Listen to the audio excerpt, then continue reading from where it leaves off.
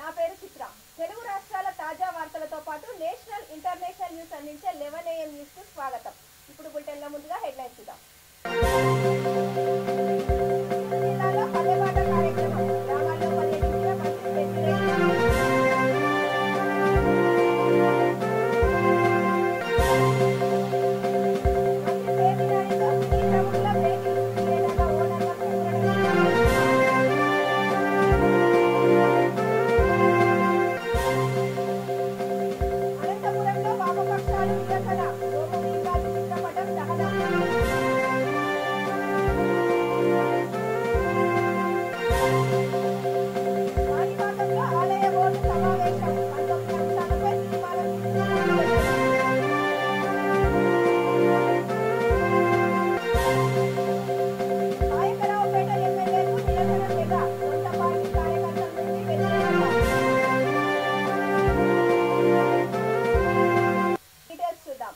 సమస్యలు లేని గ్రామాలుగా తీర్చిదిద్దడానికి గ్రామ సచివాలయ వ్యవస్థ పనిచేస్తోందని మంత్రి డాక్టర్ పెద్దిరెడ్డి రామచంద్రారెడ్డి అన్నారు.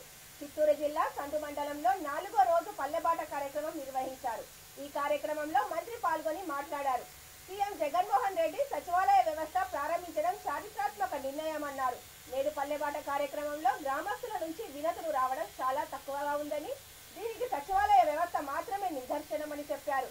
గ్రామాలలో పర్యటిస్తూ ప్రజల నుంచి వినతులు స్వీకరించారు. సమస్యలు వింటూ వెంటనే తీర్చాలని అధికారులను ఆదేశించారు. ఈ కార్యక్రమంలో చిత్తూరు ఎంపీ రెడ్డప్ప, వైఎస్ఆర్సీపీ రాష్ట్ర కార్యదర్శి పెద్దిరెడ్డి, జెడ్పీటీసీ సోమశేఖర్ రెడ్డి, ఎంపీపీ ఎల్లప్ప, ప్రజాప్రతినిధులు పాల్గొన్నారు.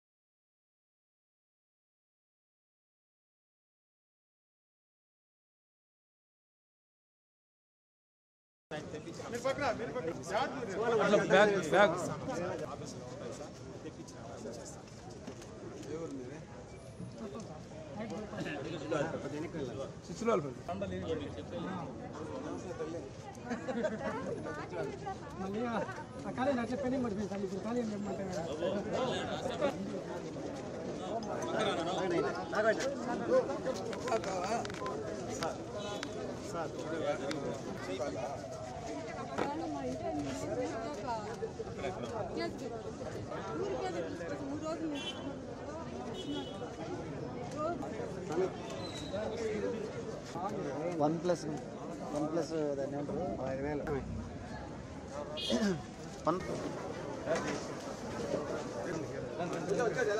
5,000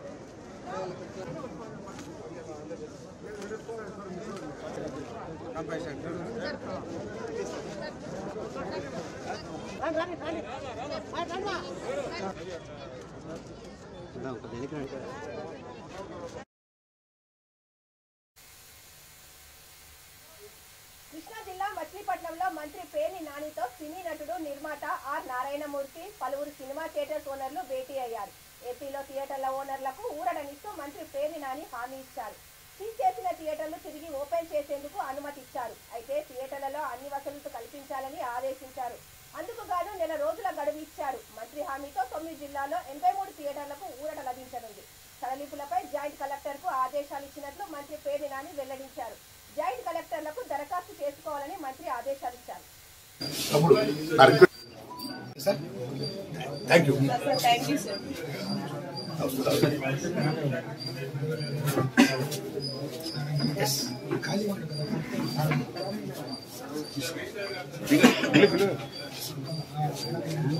పిలు సార్ సార్ ఆయన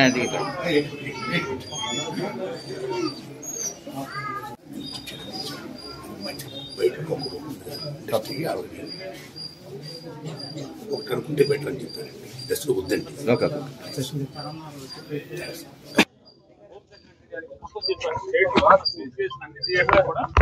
నెల రోజులు టైం ఇచ్చి నోటీస్ ఇచ్చి వదిలేసేయండి. నెల రోజుల్లో పని చేసుకుంటారు. మీరు పెనాల్టీ టికెట్ వదిలేమని మా చేసి అప్లికేషన్ పెట్టుకోండి.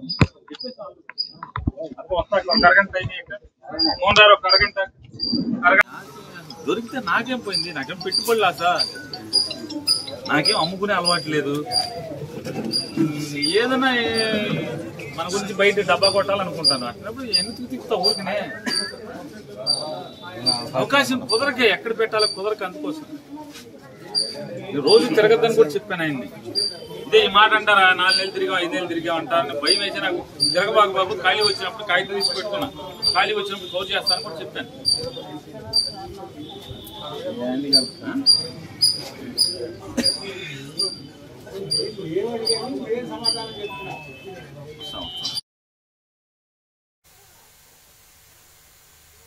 అనంతపురంలో వామపక్షాలు నిరసనకు దిగాయి. బీజేపీ రాష్ట్ర అధ్యక్షుడు సోము వీర్రాజు కమ్యూనిస్టు నాయకులపై చేసిన ఆరోపణలకు నిరసనగా గుండకల్ పొట్టి శ్రీరాములు విగ్రహం వద్ద ఆందోళన వ్యక్తం చేశారు.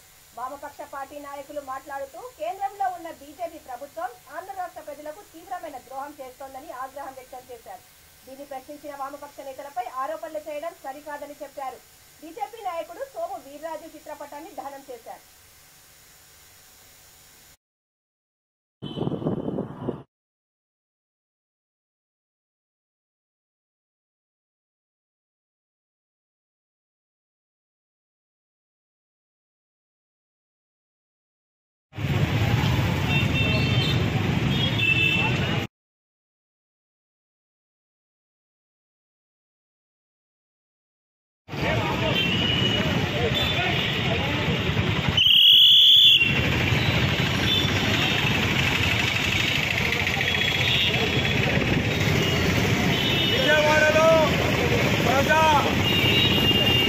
సభలో మరి సోము వీర్రాజు మాట్లాడిన మాటలకి ఆంధ్రప్రదేశే కాకుండా దేశవ్యాప్తంగా అట్టడిగిపోయాయి. మరి ఇక్కడ ఉన్నటువంటి కమ్యూనిస్టు దరిద్రం పార్టీ అని చెప్పేసి మాట్లాడడం జరిగింది. మరి అదేవిధంగా కమ్యూనిస్టు దరిద్రులు పక్కన ఉన్నటువంటి కమ్యూనిస్ట్ పార్టీ మాదే.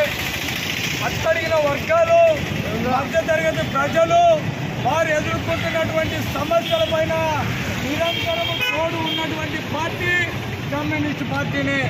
మీ బీజేపీ లాగా ఆదాని అంబానీకి అడుగులకు మడుగులు వస్తుతూ మేము ఆ పద్ధతుల్లో ఉన్నటువంటి పార్టీలు మావి కాదు. అధికారం ఉన్నంత వరకు ప్రభుత్వ మరి అదేవిధంగా భారతదేశ సంపదను మొత్తం మరి పెట్టుబడిదారుల చేతిలో అప్పచెప్పేటట్టు ఉండేది. మరి ప్రతిపక్షంలో ఉన్నప్పుడు వాళ్ళ కొరకు నిరంతరం పోరాటం చేస్తున్నట్టు. కాణిపాక వరసిద్ధి వినాయక స్వామి ఆలయంలో తిరుమల తరహాలో ఉదయాస్తమాన సేవకు శ్రీకారం చుడుతున్నట్లు పూతలపట్టు ఎమ్మెల్యే ఎంఎస్ బాబు చైర్మన్ మోహన్ రెడ్డి తెలిపారు. ఆలయ సమావేశ మందిరంలో వార్డు బోర్డు సమావేశాన్ని నిర్వహించారు. బోర్డు సభ్యులు పలు కీలక నిర్ణయాలు తీసుకున్నారు. 19 అంశాలపై తీర్మానం చేసినట్లు వారు తెలిపారు. ఉదయాస్తమాన సేవలో పాల్గొనదలిచిన వారు 6గురితో కూడిన కుటుంబ సభ్యుల ₹1,00,000 చెల్లించాల్సి ఉంటుందని చెప్పారు. ప్రాణదాన ట్రస్టులు ఏర్పాటు, కొత్త బస్టాండ్ నిర్మాణం, భక్తులకు ప్రత్యేక కీలర్లు నిర్మించనున్నట్లు వివరించారు. సమావేశంలో తీసుకున్న నిర్ణయాలపై దేవాదాయ శాఖ ఉన్నతాధికారుల నుంచి అనుమతులు రాగానే పనులను ప్రారంభిస్తామని వారు తెలిపారు.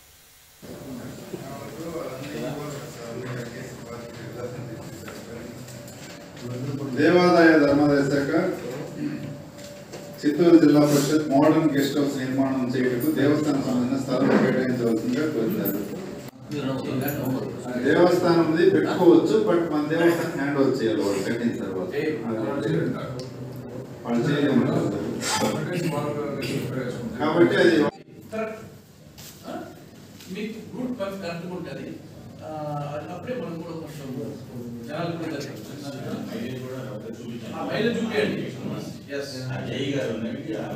ఇప్పుడు 13 కోట్లు మనం ఎస్టిమేట్ వేసాం సార్. అది దానికి మళ్ళీ గాంధీ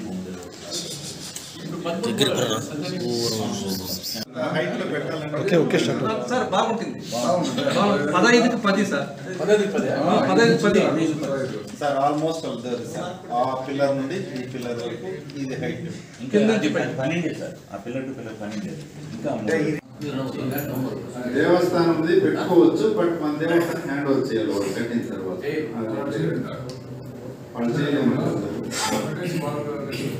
కాబట్టి అది విషయంలో ఒక ముఖ్యమైన తీర్మానం చేయడం జరిగింది. ఉచిత క్యూ లైన్ ఉండేది, దాన్ని ఉదయము 2 గంటలు, మధ్యాహ్నము ఒక 2 గంటలు వాళ్ళకు వదిలేదానికి ఏర్పాట్లు చేయమన్నారు. అది టైమింగ్స్ నిర్ణయించి తర్వాత మీకు ప్రెస్ ద్వారా తెలియజేస్తాం. ఏ టైం నుండి ఏ టైం వరకు ఉదయము ఫ్రీ క్యూ లైన్ ఉంటుంది.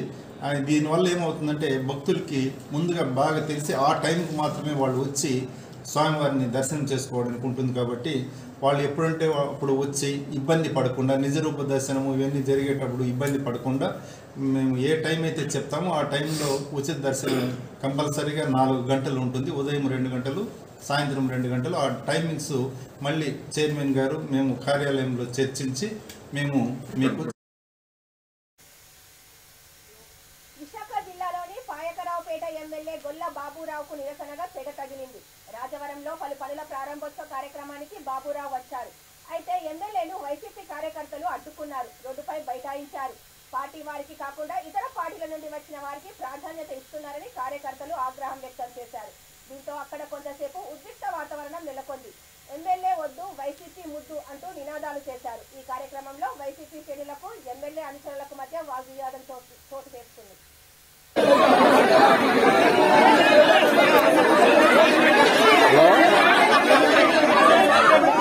మళ్ళీ చేస్తారు, గొడవ అవుతుంది ఇక్కడ.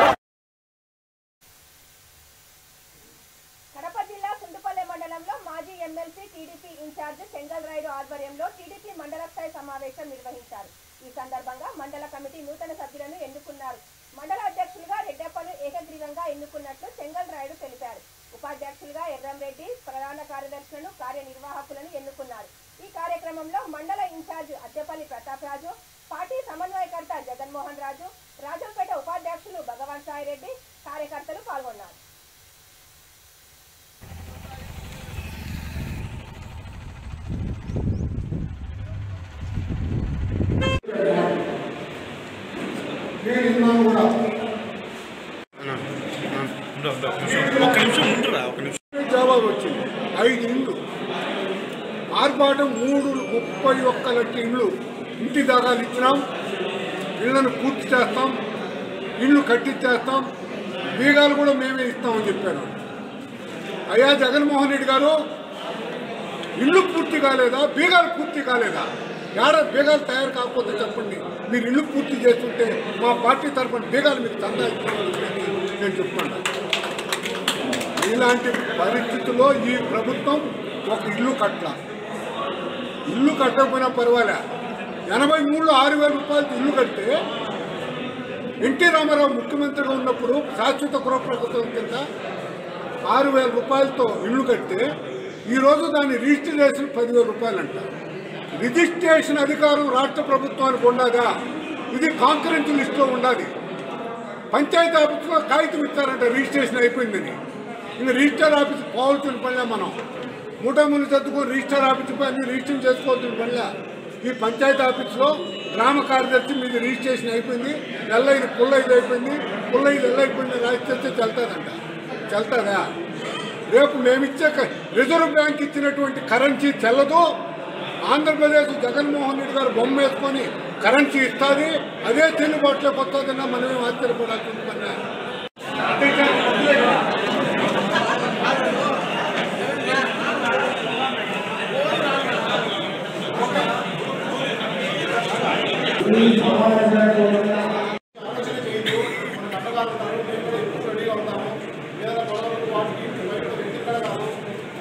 సరే మనం తప్పు లేకుండా మన కార్యకర్తలకు ఏదైనా అన్యాయం జరిగినప్పుడు మనం ఎంత దూరమైనా మనం పోయేదానికి రెడీ. వాళ్ళు అవతలలో ఉన్నారు, జగన్ ఉన్నారు, కేసులు పెడతారు అనేది ఒకప్పుడు చాలా మారింది. ఇంకా ఇప్పటి నుంచి వాళ్ళు పోలీసు కానీ వాళ్ళు కానీ మనం చెప్పినట్టు వినే స్టేజ్కి వస్తారు. ఎందుకంటే మొత్తం ప్రజలందరికీ తెలిసిపోయింది ఇంకా వైకాపా పార్టీ అనేది కూడా కాదని. కాబట్టి కష్టపడి ఎవరైతే పనిచేస్తారో వాళ్ళు రాబోయే సంవత్సరాలు కార్యకర్తలు సమయాన్ని పరుచుకొని ఆ పార్టీని ముందుకు నడిపించేదాని కోసం పనిచేయాలనేది సీనియారిటీకి ఉపయోగపడుతుంది. దాన్ని అడ్డపెట్టుకొని మనం ఎక్కడికక్కడ దాన్ని కట్ చేయాలని ఆలోచన చేస్తే పార్టీ ముందుకు పోవడానికి కానీ కార్యకర్తలు ముందుకు రావడానికి కానీ సిద్ధంగా ఉండరు. కారణం ఎందుకంటే కార్యకర్తలు ఎందుకు రారంటే వాడే. కడప జిల్లా సుండుపల్లె మండలం ప్రజలందరూ మాస్కులు ధరించి తగు జాగ్రత్తలు పాటించాలని ఎస్ఐ నరసింహుడు తెలిపారు. ఒమిక్రాన్ కేసులు పెరుగుతుండటంతో ప్రజలు జాగ్రత్తగా ఉండాలని సూచించారు. మండల కేంద్రంలో ఆయన ప్రజలకు అవగాహన కల్పించారు. కోవిడ్ నిబంధనలు పాటించాలని, ప్రాణాలను కాపాడుకోవాలని తెలిపారు.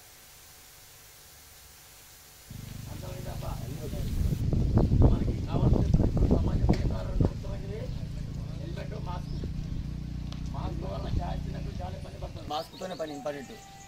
ఎక్కువ శాతం వచ్చేసి ఇక్కడ ఇప్పుడు ఏమైంది, కువైట్ వారసత్వం ఉంది ఇక్కడ.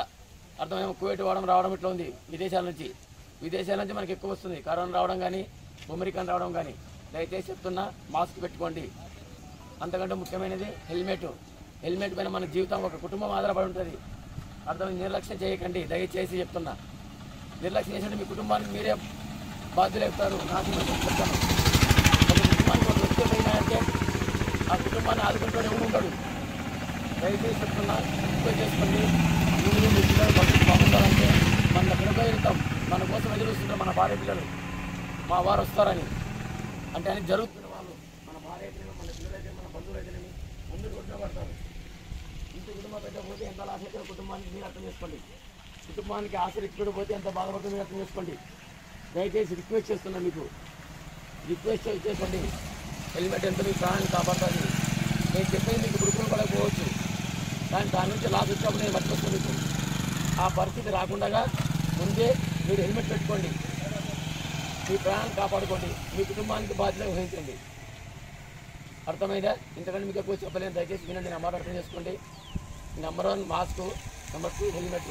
ఈ రెండు మన జీవితాన్ని కాపాడుతాయి. మన కుటుంబం నుంచి మనం దూరం చేయవు. అర్థమైందా? ఒమిక్రాన్ ఇప్పుడు ఎంత తీవ్రమైందంటే అంత తీవ్రమైంది. ఇది చిన్నపిల్లలకి పూర్తి ఎఫెక్ట్ ఇస్తుంది. దాని ఇప్పుడు కరోనా వల్ల ఎంత ఇబ్బంది పడినాం, కానీ కరోనా నుంచి మనకు భయం ఏం లేదు అనుకుంటున్నారు. చాలా లాస్ జరుగుతూనే ఉంది. కింద నుంచి మనకు తేడం లేదు, చాపకి నీరులో వస్తుంది. ఇది దయచేసి చెప్తున్నా, ఈ రెండు ఉపయోగించండి, మీ కుటుంబానికి ఆసరిగా ఉండండి. అర్థమైంది? హెల్మెట్ కూడా ఎంతో ముఖ్యమైనది, మీకు చెప్పనవసరం లేదు. ఇంకా ఓకేనా? మీ అందరికీ చెప్తున్నా, చేతులు ముఖ్యమైనా అందరూ ఇబ్బంది పెట్టుకోండి. ఓకేనా? ఇది నా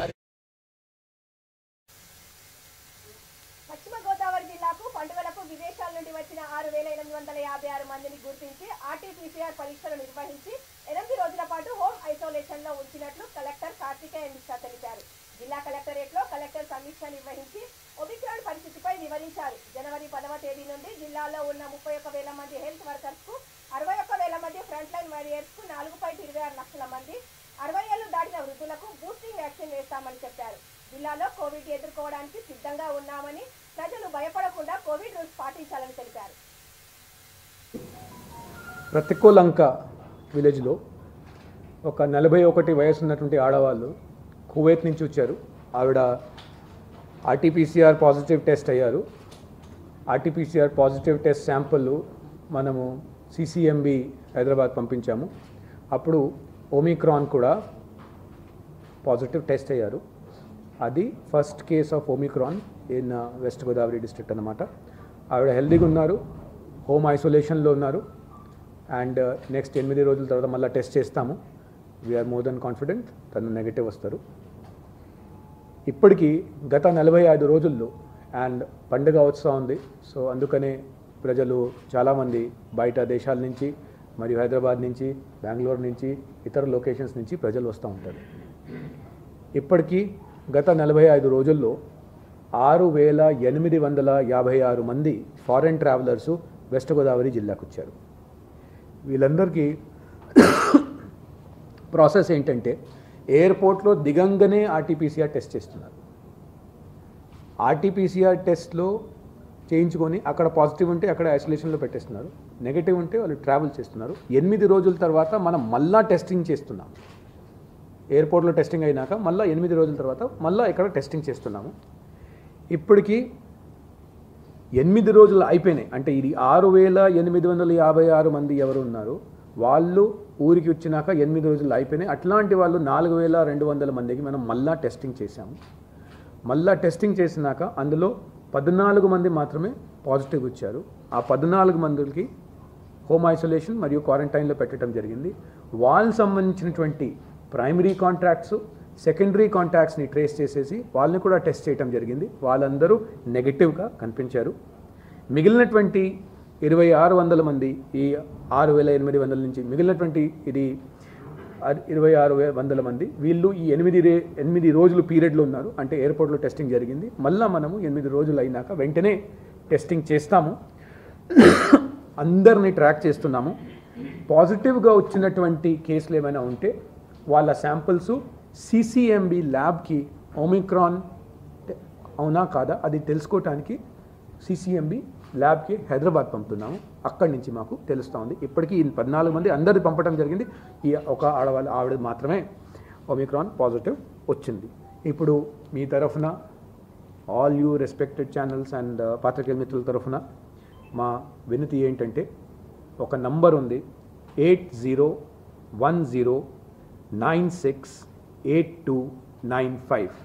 ఈ నంబర్కి మన ఊరిలో వచ్చినటువంటి బయట నుంచి వచ్చినటువంటి ఎవరైనా ఉంటే కడప జిల్లా మైలవరంలో మండల పోలీస్ శాఖ ఆధ్వర్యంలో ఒమిక్రాన్ పై అవగాహన కార్యక్రమం నిర్వహించారు. ఒమిక్రాన్ వేరియంట్ విజృంభించడంతో ప్రజలందరూ మాస్కులు ధరించాలని, భౌతిక దూరం పాటించాలని కానిస్టేబుల్ సుధాకర్ కోరారు. కరోనా రాకముందే ముందు జాగ్రత్తలు తీసుకోవాలని సూచించారు.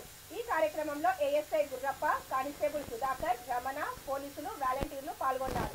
పోలీసులు ముందస్తుగా చేపట్టిన ఈ ప్రచారానికి ప్రజల నుంచి మద్దతు లభిస్తోంది.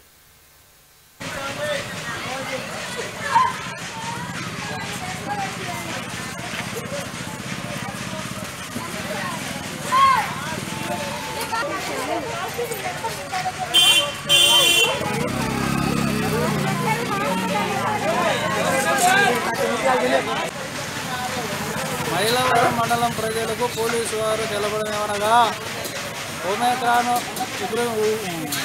వస్తున్నది. ప్రతి ఒక్కరూ మాస్క్ ధరించాలి. వాహనదారులు హెల్మెట్ ధరిస్తూ భౌతిక దూరం పాటిస్తూ అప్రమత్తంగా ఉండాలని తెలియజేయడం ప్రజలకు తెలియజేయడం ఏమనగా ఒమిక్రాన్ విజృంభిస్తున్న వేళ ప్రతి ఒక్కరూ మాస్క్ ధరిస్తూ భౌతిక దూరం పాటిస్తూ అప్రమత్తంగా ఉండాలని తెలియజేయడం అనేది వాహనదారులు కంపల్సరీగా హెల్మెట్ ధరిస్తూ ప్రయాణం చేయవలసిందిగా తెలియజేయడం అనేది. మహిళలు తమ హక్కులు సాధించుకునేందుకు కృషి చేయాలని కర్నూలు నగర్ మున్సిపాలిటీ 24వ వార్డు సామాజిక నాయకురాలు ఆర్జా ఉషా పేర్కొన్నారు. లక్ష్మీనగర్లో శ్రీదత్త పొదుపు ఐక్య సంఘాలు ఆర్పి ఉమాదేవి అధ్యక్షులు రాధిక ఆధ్వర్యంలో 2022 సంవత్సర నూతన క్యాలెండర్ ఆవిష్కరించారు.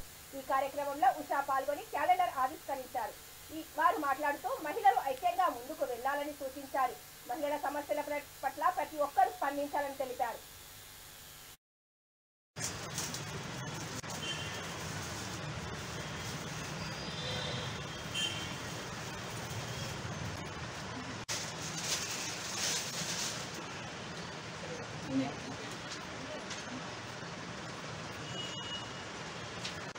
ఇక్కడ చూడం.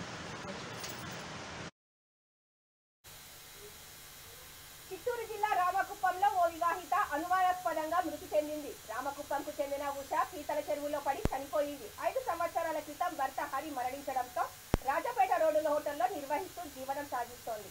ఈ క్రమంలో ఉష మరణించడంతో ఆ గ్రామంలో విషాద ఛాయలు నెలకొన్నాయి. పోలీసులు కేసు నమోదు చేసి దర్యాప్తు చేస్తున్నారు.